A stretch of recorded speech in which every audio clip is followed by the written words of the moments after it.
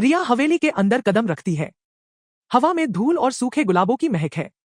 पत्थर की दीवारों ने राजस्थान की गर्मी सोख ली है, फिर भी रिया को एक ठंडी सी सरसराहट महसूस होती है। ये बड़ी हवेली अब उसका नया घर है, उसके पति का पारिवारिक विरासत। लेकिन ये जगह बोझिल लगती है, अपनापन नहीं देता। दिन धीरे धीरे एक चुपचाप दिनचर्या में बदल गए। हर शाम खाली गेस्ट रूम से चमेली की खुशबू आने लगती, जबकि वहां कोई खिड़की नहीं है। रिया ने खुद चेक किया। उसे अक्सर पुरानी लाइब्रेरी से हल्की सी खरोंचने जैसी आवाजें आती, जैसे किसी के नाखून लकड़ी पर रगड़ रहे हों। उसने सोचा, शायद पुराना घर है, आवाजें तो होंगी। फिर आई परछाइयां, पर उसकी नहीं। संगमरमर की जमीन में एक औरत की झलक, सफेद, दुबली, कभी शीशे में, कभी फर्श में। लेकिन जैसे ही रिया सीधे देखती, वो गायब हो जाती। उसका दिल जोर जोर से धड़कता। उसने विक्रम से कहा। विक्रम बोला, पुराने घर की बातें हैं, तुम्हारी कल्पना होगी, कुछ जल्दी में बोला था वो।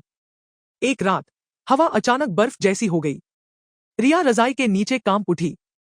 तभी कमरे के बाहर से एक धीमी सी लोरी सुनाई दी, उदास सी धुन। रिया पहचान गई, उसकी नानी वही लोरी गाया करती थी। लेकिन यहां कैसे? दरवाजा धीरे से खुला। एक औरत खड़ी थी, हल्की सी पारदर्शी, लेकिन उसकी आंखों में इतना गहरा दुहक था कि रिया की आत्मा कांप उठी।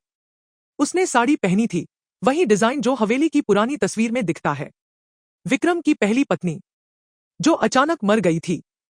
उस आत्मा ने हाथ उठाया, रिया की तरफ नहीं, बल्कि पलंग के पास रखे भारी लकड़ी के संदूक की ओर इशारा किया। डर के साथ साथ रिया को एक अजीब सा यकीन हुआ, ये गुस्सा नहीं था, ये कोई विनती थी। बहुत गहरा दर्द। रिया संदूक की ओर बढ़ी। हाथ कांप रहे थे। उसने संदूक खोला। अंदर पुरानी रेशमी साड़ियों के नीचे एक छोटा सा पुराना डायरी थी। उसके पन्नों में एक अधूरी जिंदगी की चुप कहानियां थी, एक छुपा हुआ अन्याय। ये कोई डरावनी आत्मा नहीं थी, ये इंसाफ की पुकार थी। इस हवेली में डर नहीं, दुहक था। रिया समझ गई, उसे इस चुप आवाज को सुकून देना है। अंदर से एक अजीब ताकत महसूस हुई। कमरे की ठंड अब मुलायम सी शांति में बदल चुकी थी।